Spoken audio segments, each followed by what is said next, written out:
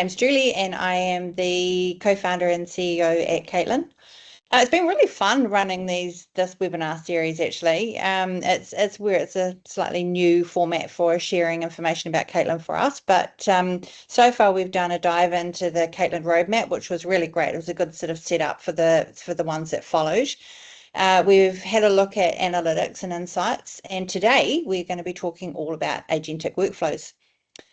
So for the uninitiated, and if you're not 100% sure what an agentic workflow is, it has a lot of similarity to conventional automation, but it comes with a vastly greater sophistication and enormously greater capability. So I'm really looking forward to kind of getting into that with Amu and Tim. A couple of quick housekeeping points to mention. This webinar sort of will be, it's reasonably short, sort of 20 or 30 minutes, and we'll leave a little bit of time at the end for questions. So as we go along, feel free to kind of fire those questions into the Q&A section. You do not need to leave those until the end. We'll be monitoring that and trying to sort of feed those responses or any answers that come through. We are recording this session, and the recording will go out to everyone that has registered at the completion of the webinar. So each and every one of you can relive every fantastic moment of this webinar whenever you feel like in the future. Just to get started, we'll just do a very, very quick recap on Caitlyn. So for anyone that is new to us, Caitlyn is an AI governance platform that turns your organization's expertise into trusted agents and scales the work of your very best people. Caitlyn builds a capability within your organization and becomes an extension of those best people. It's wired into the systems you already use, and it can run in your own environment. And every single answer is always cited back to its source. Caitlyn is built on pillars of control, accuracy, privacy, and security. And these foundational pillars are really key to building trust, and trust being one of the biggest points around AI. If you can build trust within your adoption, then that gives every organization and business leader the confidence for their AI adoption. I'd like to introduce the speakers. Obviously, there's me. But next up, we're going to be hearing from Amu Thiago, who is our Head of Client Services and so much more. Amu is going to give you an introduction to the workflows. And then we're going to meet with Tim. He is our Head of Product. And Tim's going to roll up his sleeves and show you all about workflows in practice. And then we're really thrilled to have along for the ride today Adam Ling, who's the General Manager of Frankie. Frankie is using Caitlyn in their automation product, and he's going to show you how they're utilizing agentic workflows and driving, really radical change inside accounting firms for fantastic productivity gains, both here in New Zealand and in Australia. So with all of that, I am going to now be quiet and hand you over to Amu, who's going to take you through the next part. Awesome, thank you. Give me 1 second to share my screen. So hi everyone, my name is Amu and I am the Head of Client Services at Caitlyn. And before we go into a deep dive into agentic workflows, it's worth mentioning that Caitlyn's a 2-year-old AI platform, and we've only recently launched Caitlyn's agentic workflows. So why did workflow came second to us? As Julie mentioned, Caitlyn's first 2 years were invested in what we call its foundation layers. So the 4 pillars of the product: control, accuracy, privacy, and security. Almost all of Caitlyn's first implementations have been public or external use cases, and we've worked with highly regulated bodies. The common factor among our clients were they simply cannot afford to be wrong. And during this time, we noticed a market that was being flooded with AI chatbots that were just underperforming, tools that were built without that robust foundation layer, tools that were prioritizing speed over accuracy. We had our own experience as a company a while back. Our CTO built a Claude skill.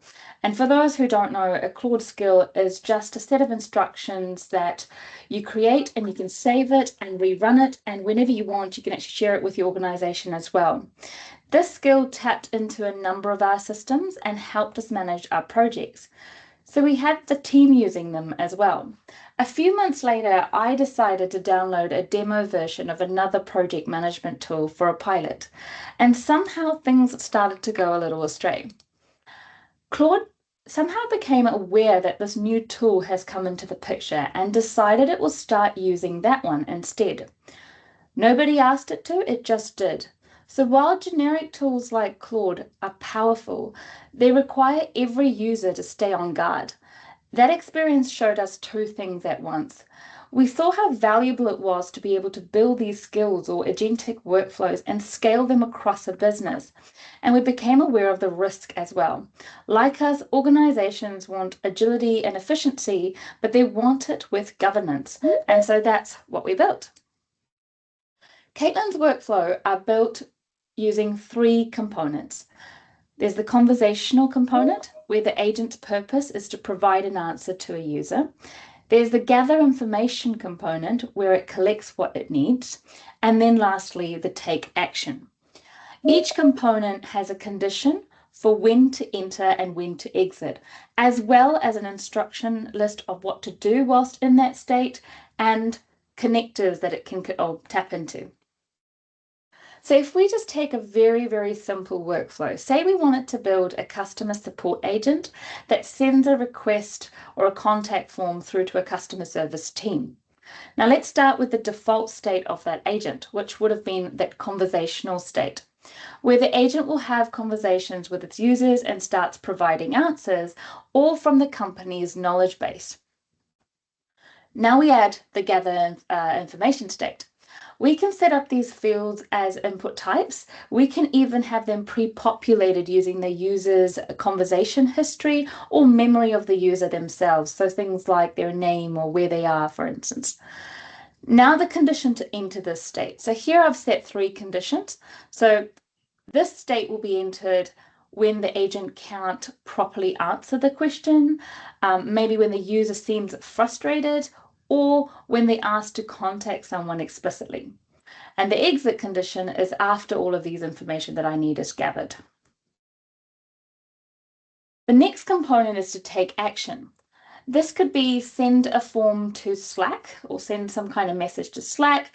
We did another one where we might want to connect to AWS Connect, or so do something with this. So that's the take action. And for this, I've added a Slack connector to this. So the exit condition of this is once the message is sent, then it returns back to the default stage, which is the conversational stage. Now that's a very, very simple workflow. But no matter how complex it gets, you can construct your workflow using those three components. So this is quite a complicated workflow, but again, only tapping into those three components to make it work. And with that, I'll hand over to Tim to show you a workflow.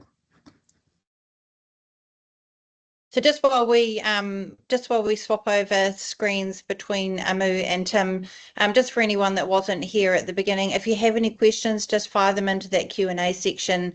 We'll be watching that to see if there's anything, and we'll try and answer them as we go. Right. Thanks, Amu. Yeah, so we've got these, three sort of fundamental building blocks of a workflow, and it's all built on those four pillars of control, accuracy, privacy, and security. So I'm just going to talk about a little bit about how, all this comes together within Caitlyn and how, we can sort of start to use this to unlock really sort of powerful processes. Right, so first of all, the connectors. Caitlyn's a bit, we talked a bit about the take action part, but yeah, Caitlyn needs to sort of access tools and processes within an organization to be sort of really useful.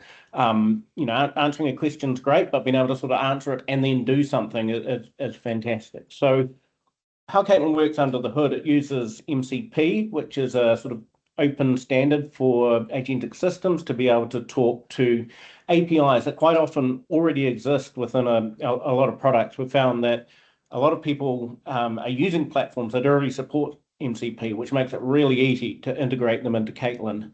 And for sort of older systems, perhaps that don't support MCP, it's relatively trivial to build a little MCP wrapper around those to enable an integration with more of a legacy system.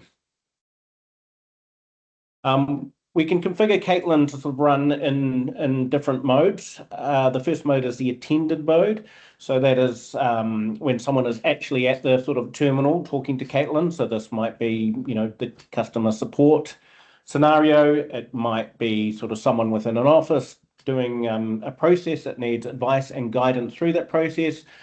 Particularly for things that have a lot of regulatory requirements. It's really important that information is captured accurately and delivered through to another system, perhaps in the most sort of accurate and robust way. We find that, this saves a lot of time for organizations when this stuff is when it's captured at the source with the appropriate sort of guidance and guardrails wrapped around it.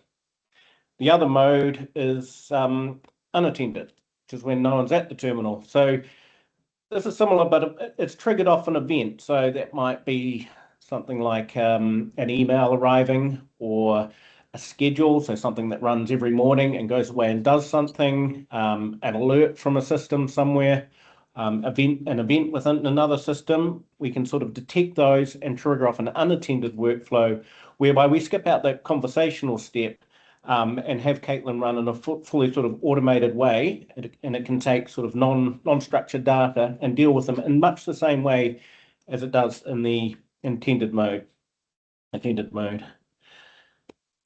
I'm going to do a little demonstration here of a sort of semi-fictional health and safety issue. You might recognise some of the characters in this story, but this is if you imagine, if you will, we have a Caitlyn that's set up to be a health and safety advisor, but it also has the tools and capability to handle reporting of health and safety incidents. So I'll just kick this off. So we start off being the normal Caitlyn, sort of answering questions based on the knowledge base. In this case, the knowledge base is a health and safety policy. So someone asks a question about the policy and they can jump in and they can see where that information's come from. But then we have an actual incident that's happened. A moose nearly hit Julie with a forklift in the warehouse. So the agent detects that, and now it's gone into gather information mode. It knows this is the problem. It knows it needs to be reported. So it can consult the health and safety manuals. But at the same time, it's gathering up information from the user about exactly what was happening in a moo's reckless driving. So we've told no jokes about female drivers. She actually does have a forklift license. Might have expired though. But like we've told Caitlyn all the information that we need, that the health and safety reports need. So this ensures that the person at the terminal tells us everything that we need to know about this event, so we can make this report as accurate and as detailed as possible. Then once we gather up this stuff, this is for the classification step. There's 4 different grades of health and safety issue, and Caitlyn is gathering the information it needs in order to be able to make that assessment around which category this particular event falls into, which we'll do in just a second. Yeah, so it's tied it back to a class 3 serious incident. It's all been cited back to the policy where it's generated that information from. And then under the hood, it's actually, at the moment, I've just got this wired up to my Slack, but it's created a report within Slack. But this could be through to another system, an email to your health and safety manager. Wherever you need this information, we can sort of connect it up and flow it through. So it's written a wee report based on all the information we've given it. Tick that, the move was loading goods, nearly hit Julie. Josh witnessed the incident. I believe that moon might have been speeding at the time. Naughty. The conditions around the event, but then also it's dived into the classification, and it's explained why it's made that classification decision based off all the information that's come from the health and safety policy. We've supplied it as a knowledge base. Right, so that was an attended workflow. We need someone at the terminal typing away, discussing this process with Caitlyn. but it can also work unattended, which is how we've set up Adam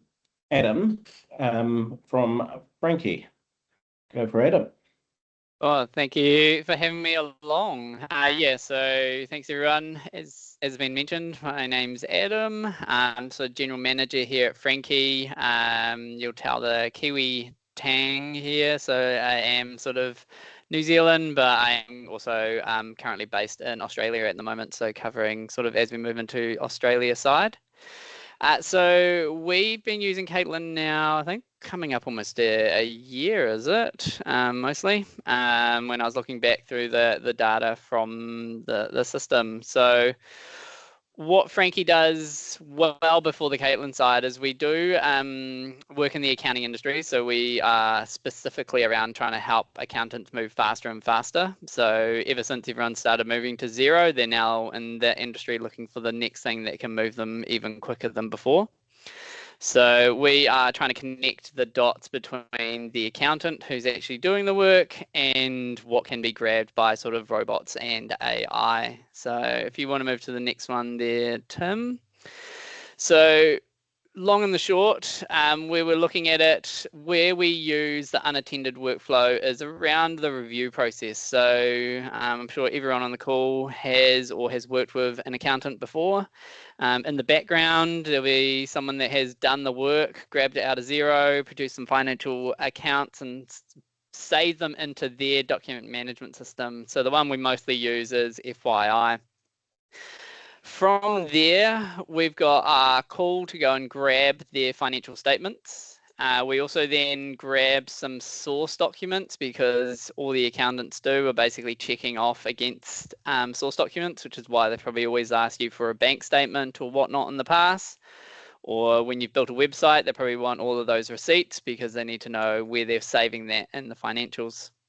So we're grabbing some of that source documents, we're grabbing the file that the accountant has prepared, we're pushing that unattendedly through Caitlyn so that Caitlyn can go and review those accounts, review the source documents, review it against tax acts and all of those very highly specific New Zealand regulatory compliance sides, so that we're all Australian sides, so that we're making sure we're not getting the wrong messages coming back.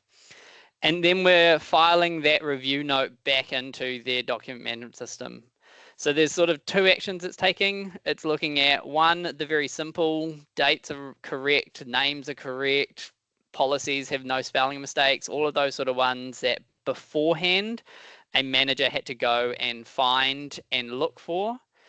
And then the second level of it is then going through the accounts at a more tax agent level and going, do these meet the requirements, the regulatory compliance side of it, and giving any notes back to the manager.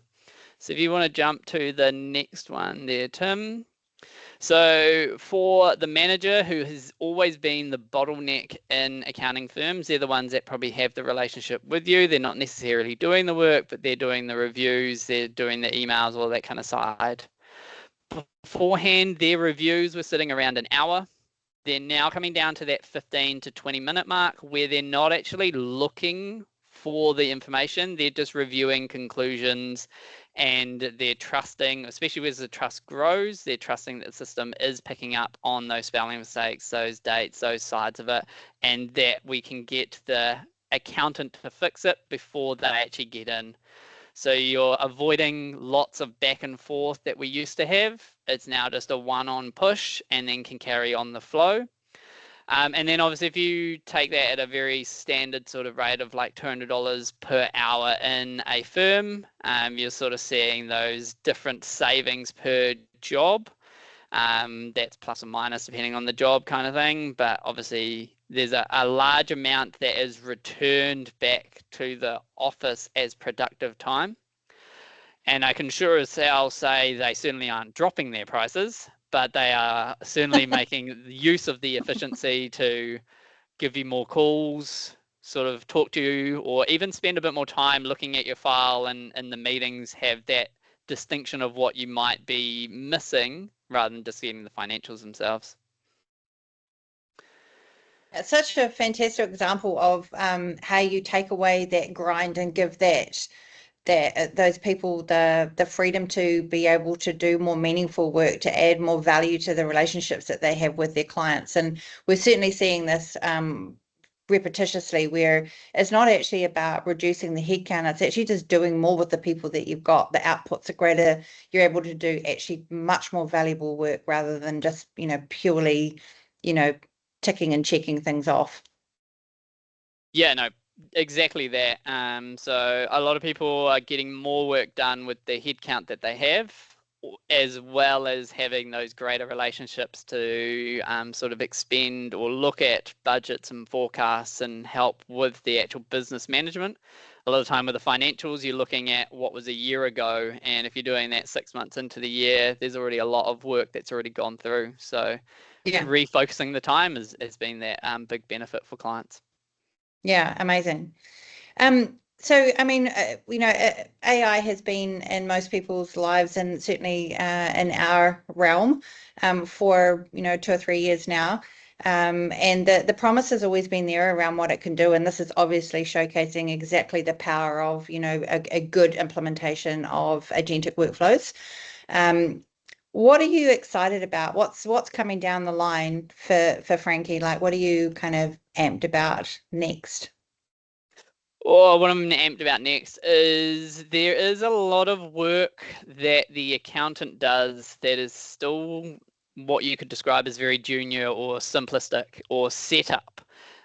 So what I'm excited about a lot is getting a lot more agent first or agentic first approaches to information. So there's a lot of data in there. There's a lot of ability to build context. There's a lot of workflows that you can build to produce processes that will give an output to an accountant that then can save them time. So we've obviously looked at managers. There's still plenty more time being used in areas that agents will certainly be able to start taking over soon.